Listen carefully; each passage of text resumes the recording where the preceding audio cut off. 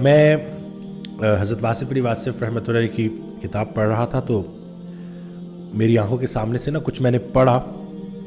اس وقت پیشنٹس نہیں تھے تو میں نے کہا تھوڑا میں پڑھ لیتا ہوں, لیکن شاید ایک پیراگراف بھی میں نہ پڑھ سکا. اور وہ ایک جملہ جو تھا نا, وہ ایک بات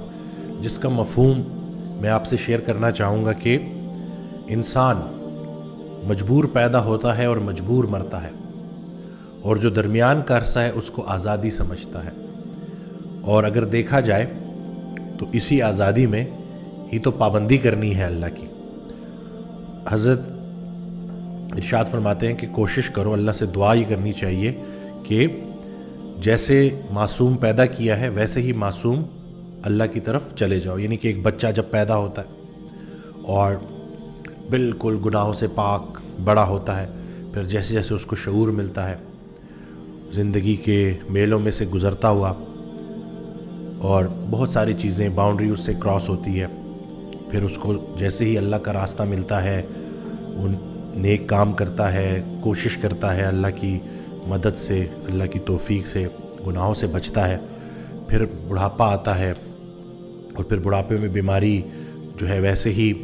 وہ جو بچے کچے گناہ ہوتے ہیں ان کو جو ہے وہ جھڑ جاتے ہیں, اور پھر عبادت کرتے کرتے کرتے کرتے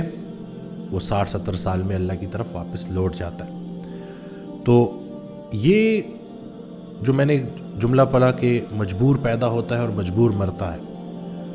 اور جو یہ درمیان کے عرصے کی جو ہماری خوش فہمی ہے کہ ہم سمجھتے ہیں کہ جیسے ہم آزاد ہیں, اور یہ جو ہم کر رہے ہیں یہ اگر ہم کوئی پیسہ کماتے ہیں تو اس میں اپنے آپ کو سمجھتے ہیں کہ جیسے یہ میرا ہنر ہے جس سے میں نے پیسہ کمایا. حالانکہ اگر ہم تھوڑی دیر کے لیے جو مہربانیاں ہم نے اپنے اوپر کی ہیں ظاہراً ان کو ذرا ایک سائڈ پہ رکھ لیں اور دیکھیں کہ وہ ذہن اللہ کا دیا ہوا, ماں باپ اللہ کے دیے ہوئے, عقیدہ اللہ کا دیا ہوا, رزق اللہ کا دیا ہوا, بچے یہ سب اللہ کا دیا ہوا ہے, تو انسان کو یہی پتہ چلتا ہے کہ اس کا اپنا کچھ بھی نہیں ہے. وہ ان 60-70 سالوں کے لیے اس دنیا میں کسی اور دنیا کا مہمان ہے. ہم یہاں کچھ عرصے کے لیے آئے ہیں اور واپس رب کی طرف لوٹ کے جانے والے. یعنی کہ جو سب سے بڑا جو شعور ملتا ہے, جو حقیقت ہے اس زندگی کی, وہ یہ ہے کہ کچھ عرصے بعد ہم نے نہیں ہونا,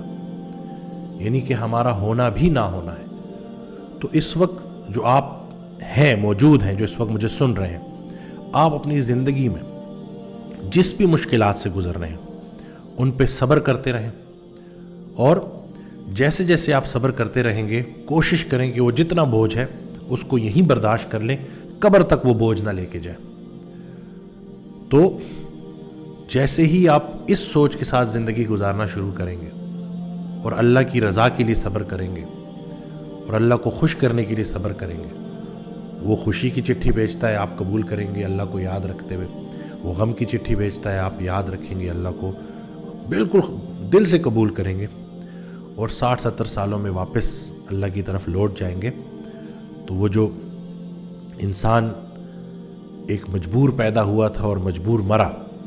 تو جو درمیان کا عرصہ تھا اس میں وہ خیر کے کام کرتے کرتے, اللہ سے تعلق بناتے بناتے, استقامت دکھاتے دکھاتے جب اللہ کی طرف لوٹ کے جائے گا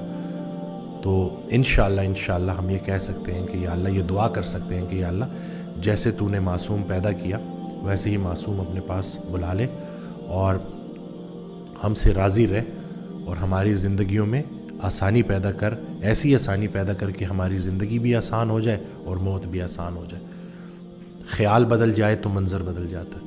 تو اگر ہم اپنے خیال کی اصلاح کر لیں اور خیال کو اللہ کی طرف لگا دیں تو زندگی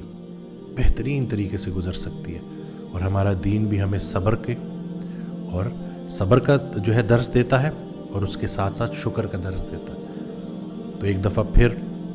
حضرت واصف علی واصف رحمۃ اللہ کا بڑا پیارا جملہ, یہ میں پہلے بھی جو ہے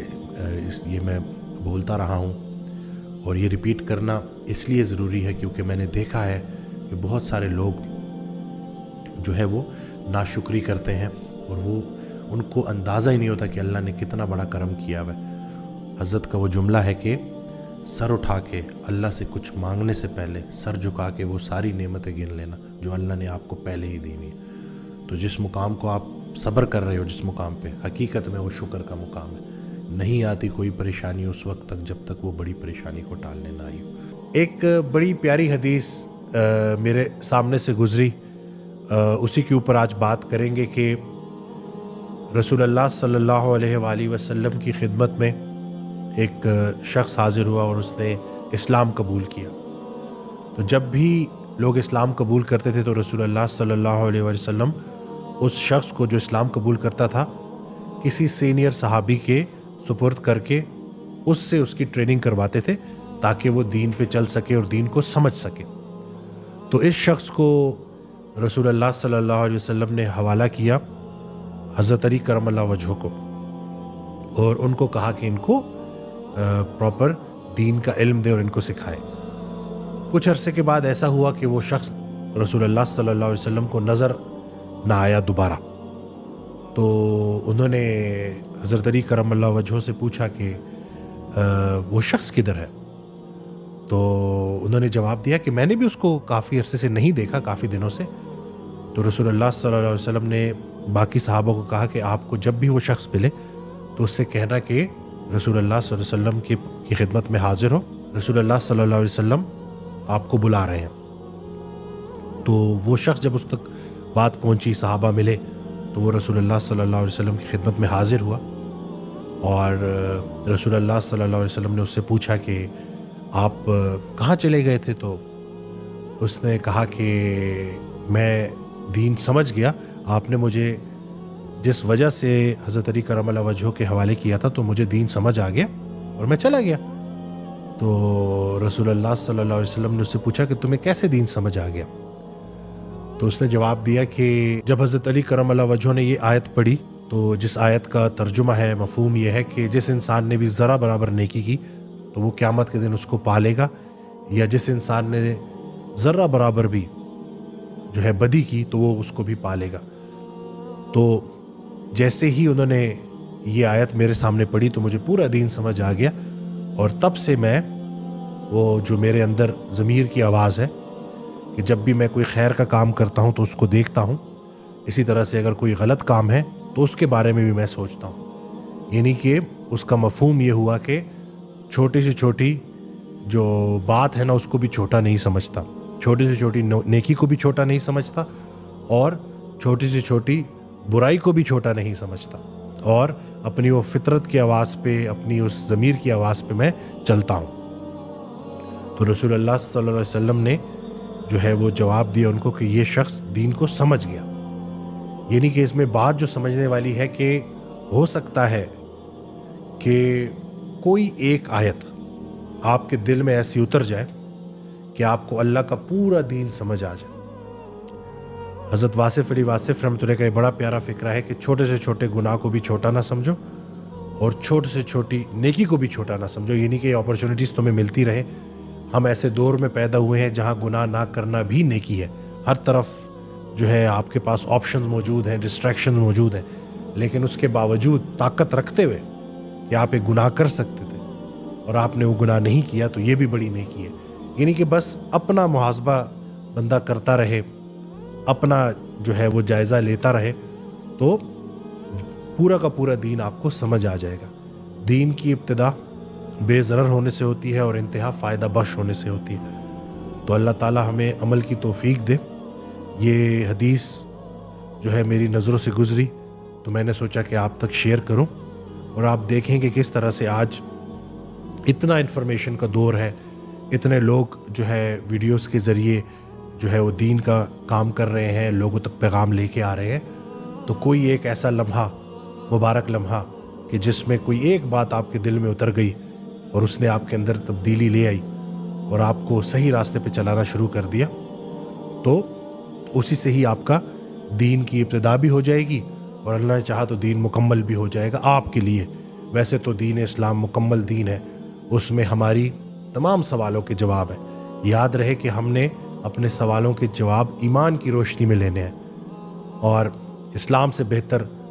آپ کو کوئی اور دین نہیں ملے گا جو ہر لحاظ سے آپ کی زندگی کو بھی آسان کرتا ہے اور موت کو بھی آسان کرتا ہے۔ تو اللہ پاک ہمیں عمل کرنے کی توفیق دے، ہماری ان کوششوں کو قبول فرمائے، ہماری زندگیوں میں آسانی لے کے آئے، ہمیں ایسی زندگی دے کہ زندگی بھی آسانی سے گزاریں، اور جب اس زندگی کا خاتمہ ہو تو ہم خوشی خوشی یہ زندگی چھوڑنے پہ راضی ہوں اور اللہ کے پاس پہنچے۔ بلکہ ایک اور بات مجھے یاد آ گئی کہ وہ قرآن کی آیت ہے کہ لا خوف علیہم ولا هم یحزنون، تو اس کے بارے میں حضرت واصف علی واصف رحمۃ اللہ ایک آڈیو میں ارشاد فرماتے ہیں کہ یہ وہ لوگ ہیں کہ جن کو نہ کوئی خوف ہوگا نہ کوئی حزن ہوگا، یعنی کہ نہ کوئی ماضی کا پچھتاوا ہوگا نہ مستقبل کا کوئی خوف ہوگا، یعنی کہ یہ لوگ اس یقین میں ہوں گے کہ اللہ نے ہمارے ماضی کے تمام گناہ معاف کر دیے ہیں اور ہمیں پاک صاف کر دیا ہے، اور مستقبل میں ہم اسی حالت میں اللہ سے ملنے والے ہیں۔ تو جن کا یقین یہ بلٹ ہو جائے تو پھر ان کو کسی بھی قسم کا ڈر اور خوف نہیں رہتا۔ چھوٹے ڈر کو بڑا ڈر ختم کرتا ہے، اور سب سے بڑا ڈر کسی بھی ایمان والے کے لیے یہی ہے کہ کہیں اللہ ناراض نہ ہو جائے۔ اور ایمان کو آج کے جدید دور میں دو ایسی چیزیں ہیں جن سے بہت زیادہ خطرہ ہے، لذت وجود اور مال کی محبت۔ تو روزہ رکھنا، مشقت کرنا، اسی طرح سے خود پہ سختی کرنا، اپنے نفس کے قابو میں نہ آنا، یہ بڑا ضروری ہے، کیونکہ جب ایک انسان اپنے نفس کے قابو میں آ جاتا ہے نا تو وہ ایمان سے محروم کر دیا جاتا ہے۔ اسی طرح سے مال کمانے سے اللہ منع نہیں کرتا، لیکن اللہ سے دعا کریں کہ یا اللہ تو نے اگر مال دیا ہے تو اس کو خرچ کرنے کی توفیق بھی دے، جو مال تو نے دیا ہے اس کو میں خوشی خوشی تیری راہ میں لگا دوں، کیونکہ اگر میں نے وہ نہ لگایا تو یہ بھی میرے لیے آزمائش بن جائے گا، اور سب سے بڑا جو نقصان اس کا ہوگا کہ یہ ایمان سے محروم کر دے گا۔ تو اللہ پاک ہمارے لیے آسانی کرے، بہتری کرے، ہمیں عمل کرنے کی توفیق دے۔ حضرت واصف علی واصف رحمۃ اللہ ارشاد فرماتے ہیں کہ دو ہی طرح کے لوگ ہوتے ہیں، آئیدر فار دا سسٹم اور اگینسٹ دا سسٹم۔ تو اگر آپ اللہ کے سسٹم کے لیے کام کر رہے ہیں تو ایسے کیسے ہو سکتا ہے کہ سسٹم والا آپ کی مدد نہ کرے؟ ایک آڈیو میں ارشاد فرماتے ہیں کہ تمہارے کام سے اگر مخلوق کا نفع ہو رہا ہے تو ایسے کیسے ہو سکتا ہے کہ اللہ تمہارے کام میں برکت نہ ڈالے؟ تھوڑا تو یقین رکھ لو۔ نیک انسان کا مستقبل کبھی بھی تاریک نہیں ہو سکتا، چاہے دنیا سے سورج کیوں نہ چلا جائے۔ جگنو زیادہ تاریکی میں زیادہ چمکتا ہے۔ اسی طرح سے آپ نے اپنا جو تعلق ہے نا وہ خیال کے حساب سے اللہ سے رکھنا ہے۔ خیال آپ کا اللہ کی رحمت کی طرف ہونا چاہیے، حال بے شک ویسا نہ ہو، خیال اللہ کی رحمت کی طرف ہونا چاہیے، کیونکہ اگر خیال کی اصلاح ہو جائے تو عمل کی اصلاح ہونی شروع ہو جاتی ہے۔ نیک انسان جو ہوتا ہے اس کا دن بھی نیک ہوتا ہے، رات بھی نیک ہوتی ہے، تنہائی بھی نیک ہوتی ہے، محفل بھی نیک ہوتی ہے۔ جب آپ کا خیال اللہ کی طرف جڑ جائے تو آپ کے اعمال آٹومیٹیکلی صحیح ہونا شروع ہو جاتے ہیں۔ تو یہ خیال کی اصلاح جو ہے نا یہ بہت زیادہ ضروری ہے۔ حضرت واصف علی واصف رحمۃ اللہ ایک آڈیو میں ارشاد فرماتے ہیں کہ اللہ تعالیٰ جب کسی چیز کا ارادہ کرتا ہے تو کہتا ہے کہ ہو جاؤ، اور وہ ہو جاتی ہے۔ تو اپنے ارادے چھوڑو، اللہ کا ارادہ بن جاؤ، اپنی اس میں سے میں کو نکال دو، اللہ کے ارادوں کے مطابق چلو، اللہ کے حکام کے مطابق چلو، تمہارے سارے کام ہوتے جائیں گے۔ ابھی اگر اپنے اعمال کی وجہ سے اگر آپ کی صحت بگڑ گئی ہے اور آپ بیمار ہیں اور آپ پریشان ہیں اور آپ کو زندگی سمجھ نہیں آ رہی، تو رات کی تاریکی میں جائیں اور نصف شب اللہ کی بارگاہ میں التجا کریں کہ اے بنانے والے مجھے پھر سے بنا، او میکر ری میک می، میں اپنی زندگی کو اپنی اعمال کی وجہ سے لہو لہان کر چکا ہوں، میری اس جان کو اپنی جان سمجھ کر اس میں پھر سے جان ڈال دے۔ تو ہوتا یہ ہے کہ اللہ پھر اس آپ کی جان کو اپنی دی ہوئی جان سمجھ کے اس میں پھر سے جان ڈال دیتا ہے، لیکن اب جب وہ جان ڈالے گا تو زندگی کو کسی مقصد کے تحت گزاریے گا، کیونکہ با مقصد انسان جو ہے نا وہی اللہ کی سب سے بڑی ریکوائرمنٹ ہے۔ انسان کا ٹوٹل پرپز ہے جو بنانے کا، عبادت اللہ کی جائے، محبت اللہ کے رسول صلی اللہ علیہ وسلم کی جائے، اور خدمت انسان کی جائے۔ تو ہم جب ان چیزوں کے اوپر عمل کرنا شروع کرتے ہیں، وہ جو ہمیں نیکی کر کے جو خوشی ملتی ہے نا، اس سے بڑی سیٹسفیکشن اور کوئی نہیں ہوتی۔ آپ سارا دن جو ہے وہ اللہ کا فضل تلاش کرتے رہتے ہیں۔ قرآن کی ایک آیت ہے جس کا مفہوم ہے کہ جمعہ کی نماز پڑھنے کے لیے اپنے دکانوں کو بند کرو، کاروبار کو بند کرو، اور پھر نماز پڑھنے کے بعد مسجد سے نکلتے ہوئے اللہ کا فضل تلاش کرو۔ تو سوچنے والی بات یہ ہے کہ مسجد بھی اللہ کا فضل بن گیا کہ کچھ دیر کے لیے آپ نے دکانیں بند کی اور نماز کے لیے چلے گئے، اور پھر اللہ آپ کو حکم دے رہا ہے کہ اب اللہ کا فضل تلاش کرو۔ یعنی کہ ایک جو اللہ والا بندہ ہوتا ہے اس کے لیے مسجد کی انٹری بھی اللہ کا فضل ہے اور مسجد سے نکلنا بھی اللہ کا فضل ہے۔ تو اللہ پاک ہمیں عمل کرنے کی توفیق دے۔ یہ جتنی بھی جو ہماری جو دین اسلام کی باتیں ہیں وہ کام آتی کسی انسان کے ہی ہیں۔ تو اگر آپ کی زندگی کا کوئی پرپز نہیں ہے تو اللہ سے دعا کریں کہ یا اللہ مجھے کوئی مقصد عطا کر، مین لائن میں کوئی کنٹریبیوشن کر جائیں. جو انسان بھی نیکی میں مصروف عمل ہو جاتا ہے اس کے لیے کوئی ڈر خوف باقی نہیں رہتا.